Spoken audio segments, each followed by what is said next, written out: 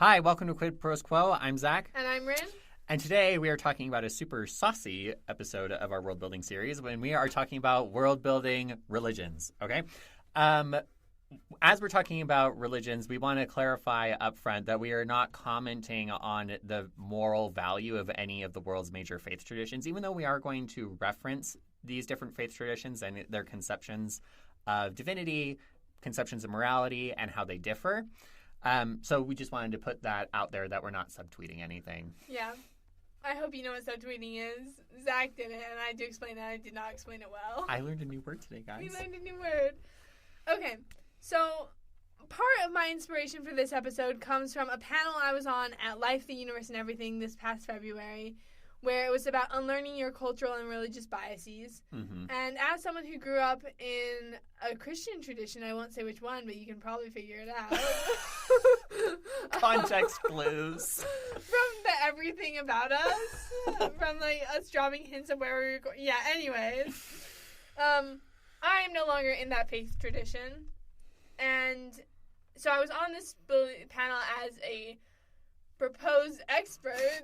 I am putting air quotes around that because I don't think I'm an expert. I was just sharing my experience. But this one older gentleman in the audience raises his hand during the Q&A portion and says, "Why are all religious portrayals in fantasy and science fiction either of people who are religious cultish fanatics, and why are the other half of them simpletons and fools?" And and the way I answered that question was well, I think there's some historical justification for portraying religions as fanaticism, like the Crusades, for example. That's an easily available example at hand. And you can see how certain religions throughout history, this is again not subtweeting, I can't even think of a particular one right now, but they have preyed upon the poor and weak and build their power off of that. That's just a categorical cultish behavior. Yes, lots of cults do that. Cults do that. Not all religions are cults. Yeah. And I explained that, there's historical justification for both, but then ultimately people who are faithful and who have respect for cultures of faith portray faithful religions in a positive way. Mm-hmm. So I've come up with 3 Fs. I just wanted it to be alliterated, and now I'm saying 3 Fs. I'm none of them are the F word. Sweet.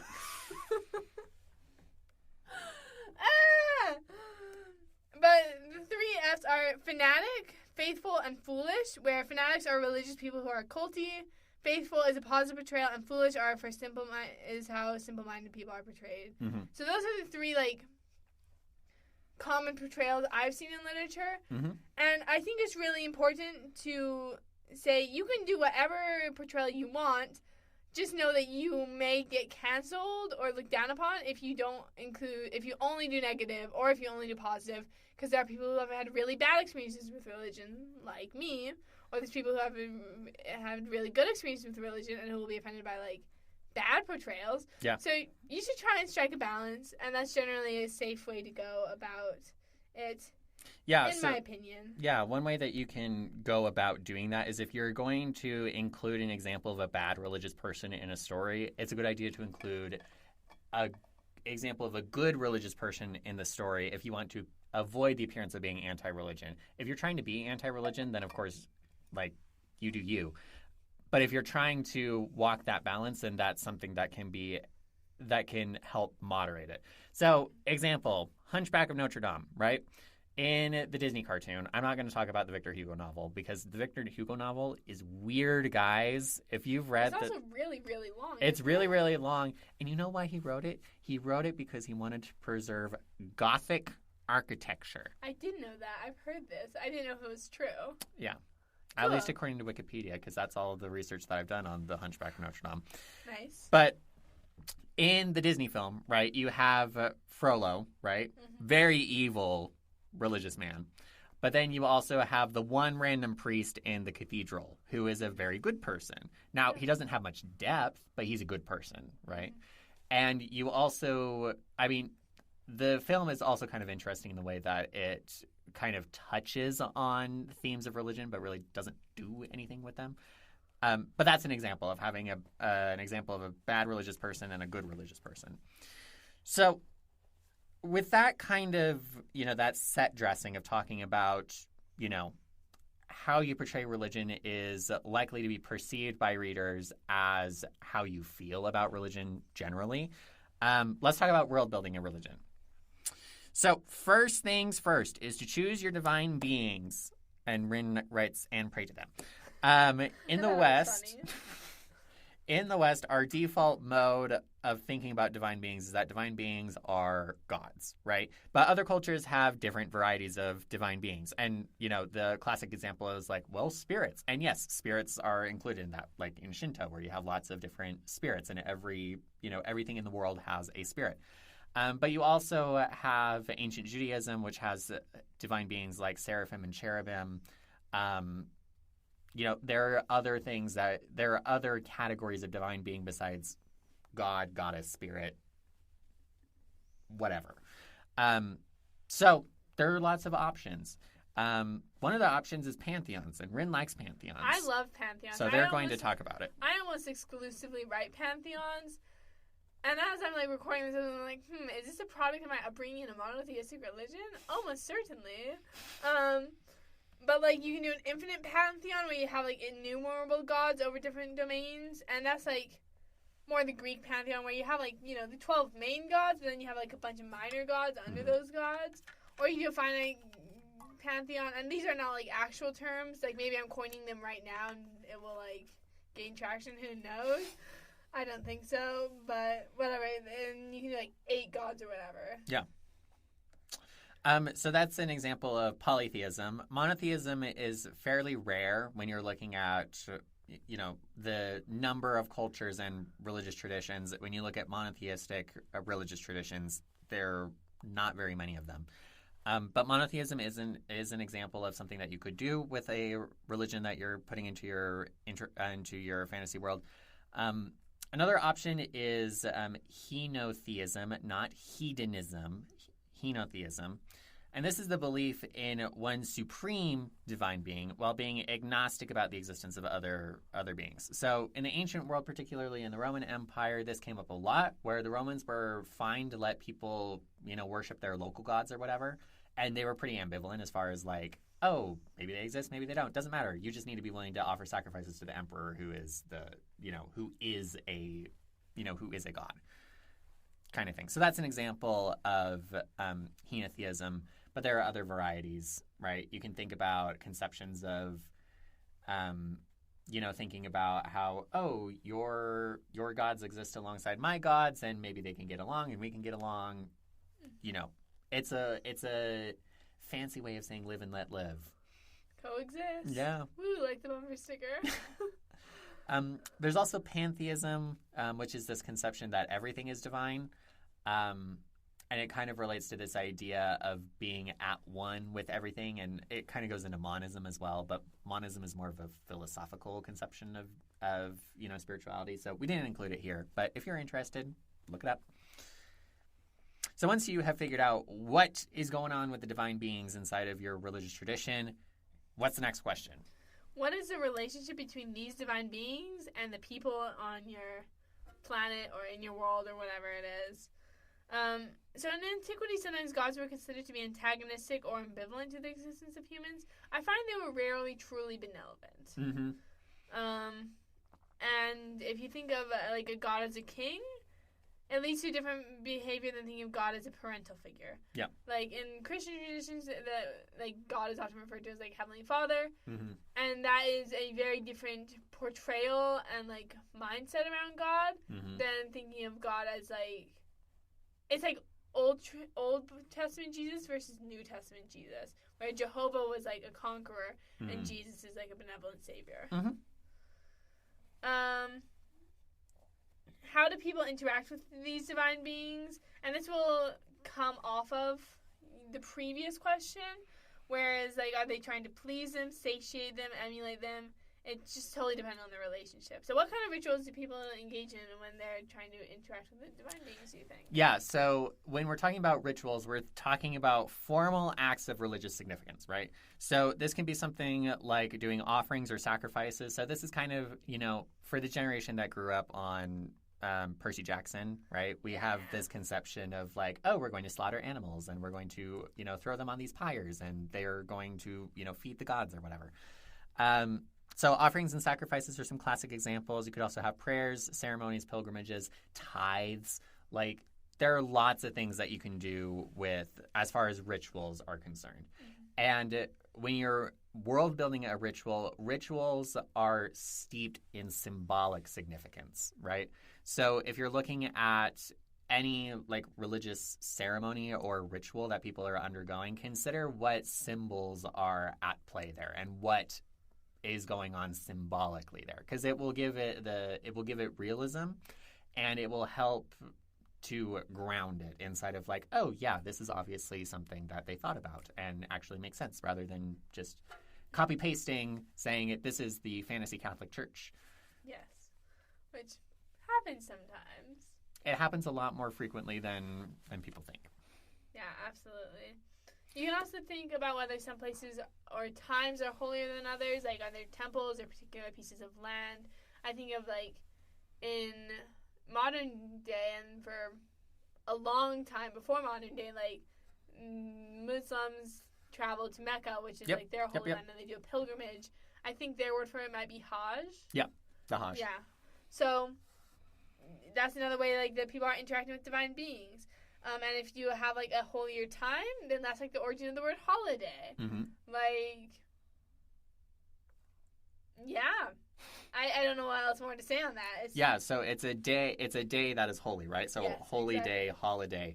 And it sets it apart from, there's this conception inside of the sociology of religion about sacred time versus secular time, or just regular time. Sacred time is time that is lifted up out of everyday quotidian stuff, right? Yeah. And even if you're not religious, you probably have noticed this idea of sacred time versus secular time, especially in the West around Christmas, right? Mm-hmm. Even if you are not a practicing Christian, even if you are an atheist, there is still a sense that something is different because everything inside of the stores tells you that something is different, right? But you can also, it doesn't just have to be a particular day of the year, right? It can also be particular years. An example of that is in Judaism, you have, in ancient Judaism, you have this idea of a jubilee, right? Where you have this year in which you have debts that are forgiven, you're going to let the land rest, and there are all of these things that are going to happen during that year, and the year itself is holy, not just a day in the year. So there are lots of things that you can do with holier than otherwise times that are holier than others. Yes. You can also think about if religion is formal and centralized or informal and decentralized. So in the West, we often think of churches, but other cultures have like rich religious traditions outside of churches. Mm-hmm. I'm trying to think of, like, I don't know if you have concrete examples off the top of your head. Yeah, the idea that I think about is Shinto, right? Oh, yeah. There's a really rich religious tradition around Shinto, but, people who practice Shinto don't go to church. They don't belong to a congregation. Mm-hmm. It's a belief that, people share beliefs around and within the framework of Shinto. And I'm not an expert. But it's not, you're not going to, you're not going to church on a regular basis, even though you do have shrines and you do have temples. Yeah. But it's different than the way that, inside of the Christian West. I'm not saying that the West is Christian, but the subset of the West that is Christian. Mm-hmm. In the Christian West, that's kind of how we think about religion, is that you have priests and you have churches that are organizations and you go to church. Yeah, and I would also posit things can be, like, informal and somewhat centralized, like, because I'm no longer Christian. I identify, I practice Buddhism now, and we have, like, our Sangha, which is, like, community, and it's one of the 3 jewels of Buddhism, is the Sangha, the community, and it is centralized was not the right word for what we have. But it's like organized. But it's like organized, and we have like a leadership. Mm-hmm. But also it's not nearly as strict as like the Christian traditions I grew up in, where it's like, oh, you're going, and this was partly a familial thing, but like you go to church every Sunday, like unless you're sick, and like now I just go to Sangha like when I feel like it and when I think I need it, and everyone there is happy to see me, whether I've been there every week for the past month or if I've missed every week in the past month. So again, it's a spectrum. Mm-hmm. You do not have to have binaries in your world. Next question is, how is this worship mediated? Are there priests? And then, like, this is Rin personally talking. This is, like, my opinion and my preference for worldbuilding religion. Is I mostly don't include priests because my personal belief is you don't need a mediator between you and your God. But, like, you do you. And also your personal beliefs do not have to resonate in your work. Yeah. Because in Dawnless, I have the main character is a priest. Yep. And so I think one thing I want listeners to take away from this episode is you do not have to, like, use your book as missionary work. Mm-hmm. And that may be a very Christian word for me to use. Well, it's not proselytizing. It doesn't have to be proselytizing. Yeah. Because the first book I ever wrote was totally a Christian allegory, and I did not mean for it to be a Christian allegory at all. But then, like, one of my Christian friends pointed out, like, it was, like, what we grew up in our tradition, and I was like, okay, and now I cannot go back to that book. I just can't. It's too hard for me. But anyways, a few rapid-fire questions, because we've been going for almost 20 minutes at this point, and we are about to lose our recording studio. What are the values of your God and religion? How widespread is your religion? Are they trying to convert other people to their religion, or is it okay to be a non-believer?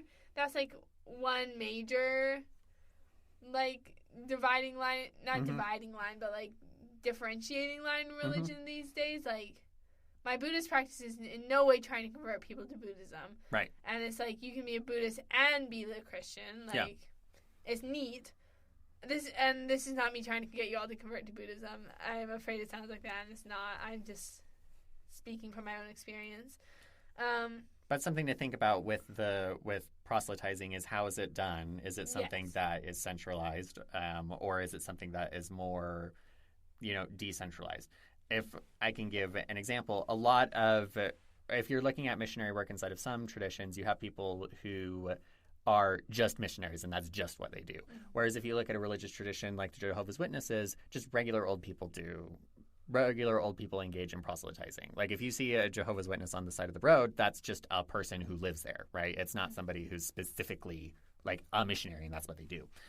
And then thinking about what the process of conversion is like. How does one become a part of that religion?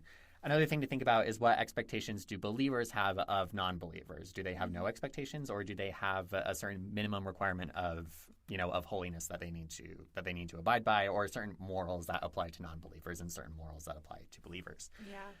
You can also ask the really fun question of, are these gods actually, like, real, not just socially, but, like, do they exist in your world? Do they exist, right? What plane are they on? Yeah. And do they interfere with the lives of their subjects? And if they have direct or indirect influence inside of people's lives. And this, again, is a spectrum. I think one of the examples of a world that has a God that is, like, part of the world is if you read Brandon Sanderson's The Alloy of Law. No spoilers. But when you look at Priory of the Orange Tree, you have a character who has a very deep religious conviction, and you have somebody else who's an outsider who does not believe in that religious tradition, but the things that this outsider does confirm the truth of the religious tradition to the person who believes. And so it's kind of ambiguous, right? So there are lots of things that you can do with religion. This has been a really long episode. If you have thoughts, please share them with us. We'd love to hear. This has been Quid Pros Quo. Thank you so much for tuning in. We'll see you next week. Quid Pros Quo is hosted by DC Winters and CK Jensen. If you like this episode, be sure to leave us a rating. And if you'd like to contact us, you can email us at quidprosquo@gmail.com. For more episodes, check us out on Spotify, Apple Podcasts, or wherever else you get your podcasts.